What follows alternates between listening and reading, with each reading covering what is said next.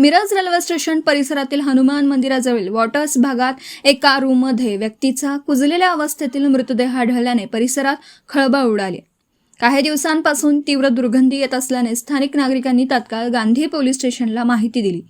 त्यानंतर special rescue force आपत्कालीन पथकाला पाचारण करण्यात आलं। घटनास्थळी पोहोचलेल्या स्पेशल रेस्क्यू फोर्सच्या पथकाने दरवाजा उघडून पाहणी केली असता संबंधित व्यक्तीचा मृतदेह अत्यंत कुजलेल्या अवस्थेत आढळून आला।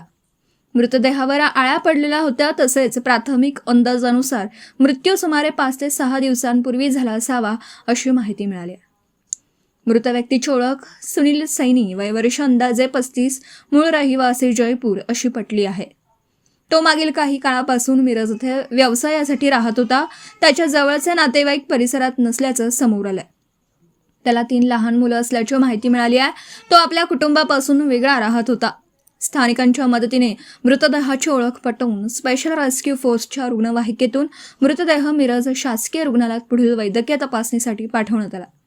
या कारवाईत स्पेशल रेस्क्यू फोर्सचे कैलास वडर, सागर जाधव, रिशाद कवठेकर, महेश गव्हाणे, सदाशिव बेडकर, आकाश कोलप आदी सदस्यांनी सहभाग घेतला। घटनेचा पुढील तपास गांधी पोलीस स्टेशनचे अधिकारी करीत आहेत। दिवसभरातील घडामोडींचा आढावा घेण्यासाठी पाहत रहा N24 मराठी न्यूज चॅनल।